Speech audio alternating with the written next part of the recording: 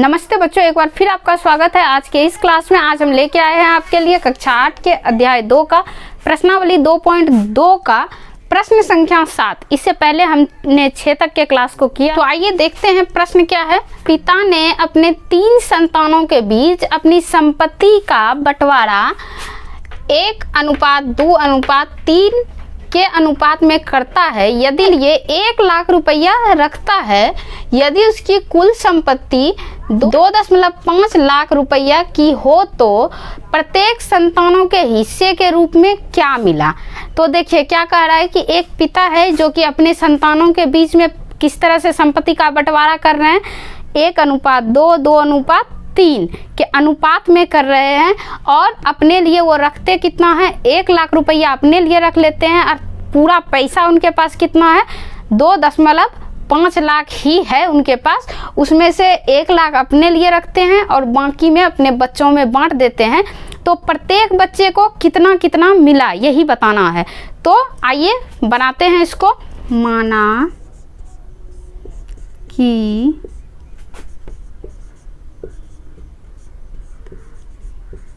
संतान को दिया बराबर x, 1x, 2x और 3x। इसको इसलिए हम 1x, 2x और 3x मान लेते हैं क्योंकि 1:2:3 में था। तो x, 2x और 3x मान के इसको बनाते हैं। तो अब यहाँ लिखेंगे प्रश्न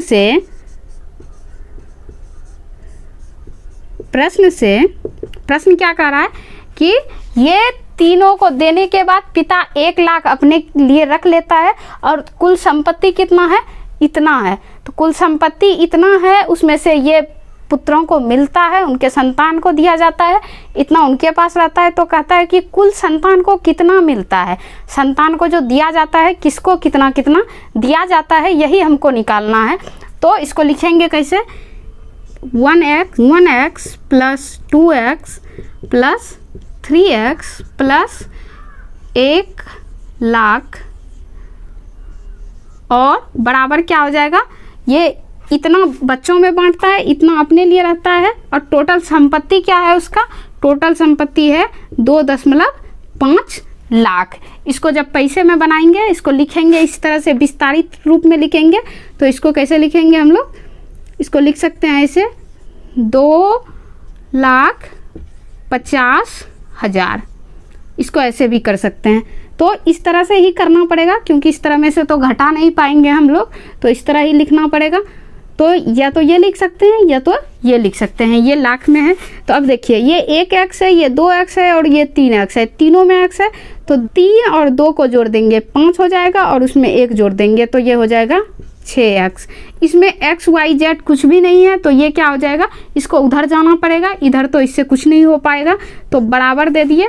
अब इधर का मूल संख्या क्या है, मूल संख्या है ये 2,50,000।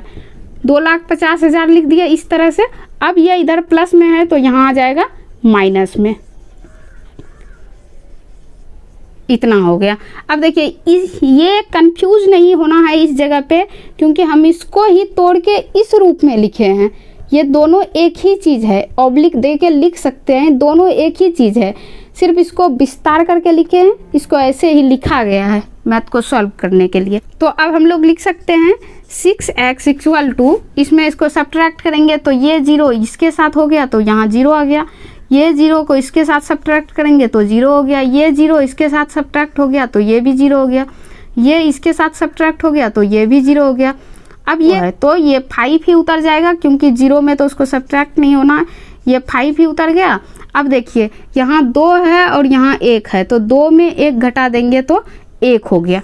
ये बस इसके पास बच गया 1.5 लाख रुपया अभी बचा हुआ है। जब पिता का रखा हुआ पैसा इसमें घटा देते हैं, 2,50,000 में पिता के रखे हुए पैसे को जब घटा दिए तो कितना बच गया, यहाँ बच गया 6x इक्वल टू बच गया 1,50,000 रुपया।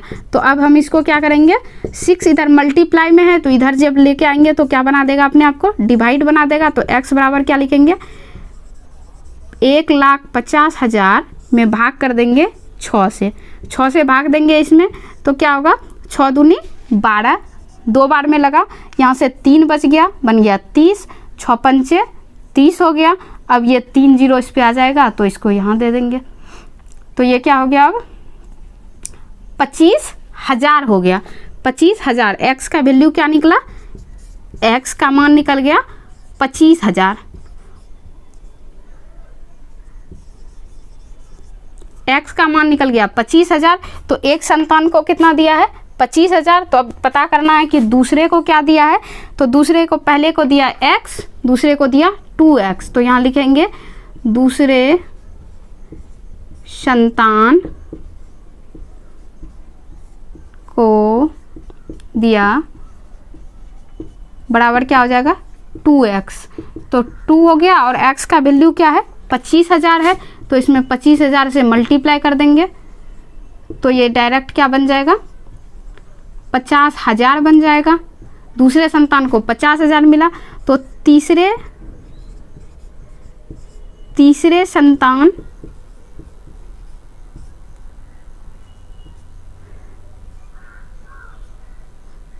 संतान को दिया बराबर क्या हो जाएगा, इसको मिला है 3x, तो यहाँ लिख देंगे 3x, 3 रह गया और x का वैल्यू क्या है 25,000, तो यहाँ लिख दिया 25,000।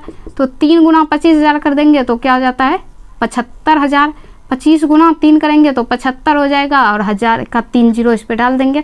तो पहले संतान को दिया 25,000, दूसरे संतान को दिया 50,000 और तीसरे संतान को दिया 75,000 रुपया। और इसमें पूछ भी रहा है मैथ में कि उसने अपने प्रत्येक संतान के हिस्से में कितना कितना पैसा दिया। तो पहले संतान को 25,000, तो पहले संतान को 25,000, दूसरे को 50,000 और तीसरे को 75,000 मिला है।